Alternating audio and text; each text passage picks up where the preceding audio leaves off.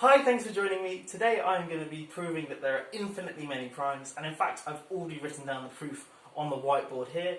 It's a one-line proof which is quite remarkable. Obviously, for quite a long time mathematicians have known that there are infinitely many primes.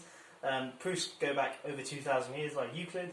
Anyway, this is quite neat because it is in just one line, but it may just look like a bunch of symbols to you, so in this video I'm going to be explaining what exactly is going on here and why it's a proof that there are infinitely many primes. This was devised quite recently in 2015 by a guy called Sam Northshield. I'll leave a link in the description below to his paper. But anyway, I'm just going to be explaining what exactly is going on here.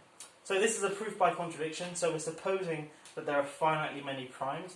So let's call the set of primes P, with this fancy looking font here, P.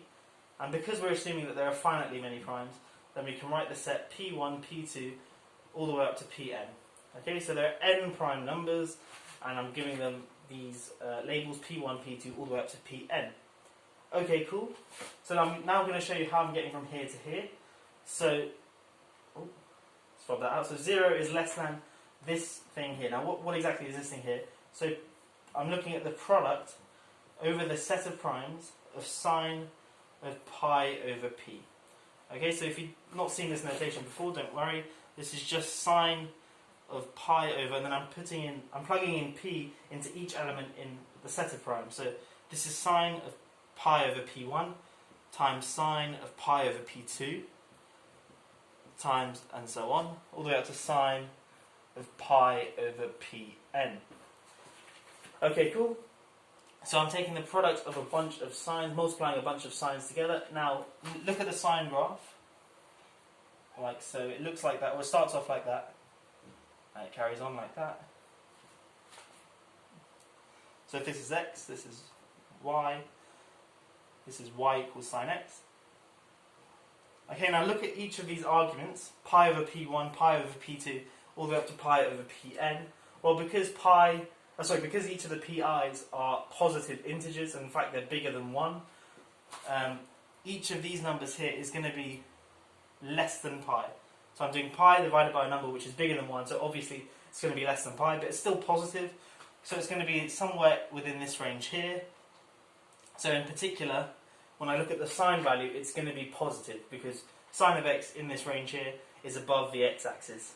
Okay, so each of these will be positive, so I'm taking n positive numbers and multiplying them together, so all in all it's going to be some number which is positive.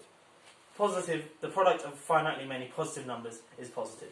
Okay, and that's where we get this inequality here from. Okay, so we've gone from here to here. Now I'm going to go from here to here. So let me just rub this off.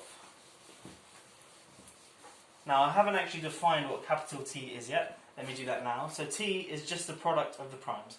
Because again we're assuming that there are finitely many primes. So then we can take the product of finitely many numbers.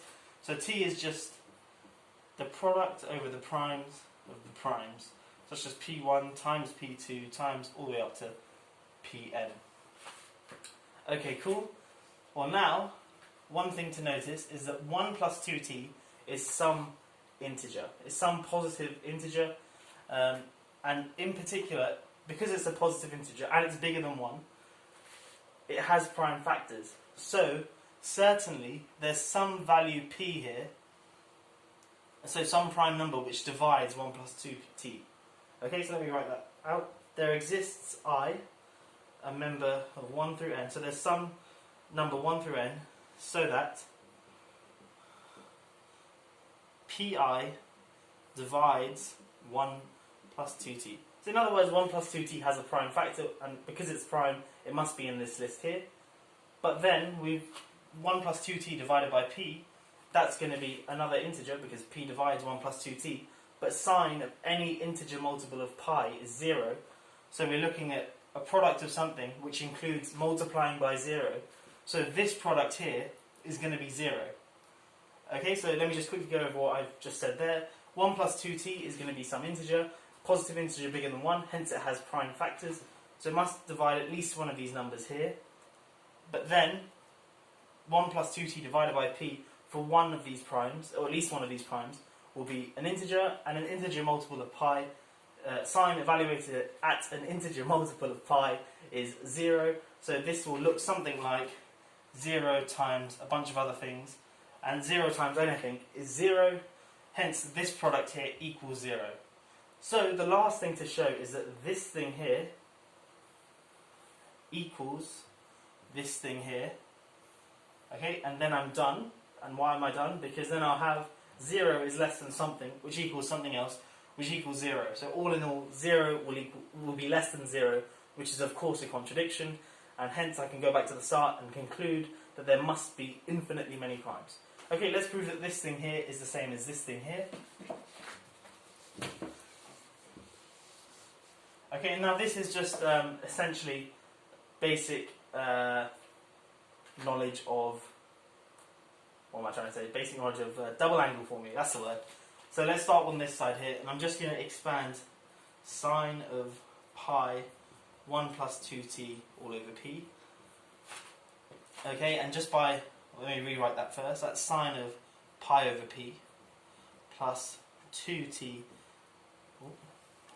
pi over p. Okay, cool. Which is equal to sine of pi over p times cosine of 2t pi over p, and this is just from the double angle formula, plus sine of 2t pi over p times cosine of pi over p. Cool. Now we're going to look at this number here in particular. Now 2t pi over p. Now this is for any prime number p. Well, remember t by definition was just the product of primes. T was p1 times p2 times p3 and so on. So whenever I divide it by a prime number, I'm always going to be left with an integer. Okay? Because remember t is p1 times all the way up to pn. So if pi is prime, then t divided by pi is just going to be p1 times p2 times all the way up to pi minus 1 times pi plus 1 all the way up to pn. Okay, so it's still a product of a bunch of positive integers. So t over p is going to be an integer, and I'm doing 2 times an integer times pi, but 2 times an integer is an even number, so I've got cosine of an even number times pi. But if we just look at the cosine graph, okay, we can see that that's 0, that there is 2 pi, cosine of 2 pi is 1, and this graph repeats every 2 pi. So cosine of 4 pi will be 1, cosine of 6 pi will be 1, and cosine of any even multiple of pi will also be 1. Hence this thing, all in all, is just 1. So I can get rid of that, and then just write times 1. So sine pi over p plus times 1, plus this thing here. But again, for a similar reason, this sine term here evaluates to 0. So remember, 2t pi over p, I just showed, is an even multiple of pi. And now if we look at the sine graph, oh, I just robbed. If we look at the sine graph, that looks like this. And we can see that's 0, that's pi, that thing there is 2 pi, and so on. So in fact, at every multiple of pi, we're going to get 0. So in particular, at even multiples of pi, sine will be 0. So we've got 0 times something, this thing will be 0. So we're left with sine pi over p. So we've shown that this term here is the same as this term here. So of course, taking the product over the primes will still be the same. So we've shown that this thing here equals this thing here. So that's the end of the proof. We've shown that 0 is less than this thing here. That was the first step. Then I showed that this thing here equals 0. And then the last thing I did was show this thing here equals this thing here. And hence we've got that 0 is less than 0, which is obviously a contradiction. And hence there must be infinitely many primes. I hope you've enjoyed this video. I've got loads of other videos to do with different bits of maths, problem solving and whatnot. So do check them out if you haven't already. And if you'd like to subscribe, I'd love you to subscribe. And yeah, please do. Helps me out. Cheers. And it's free. Cheers. I'll see you in the next one. Have a great day.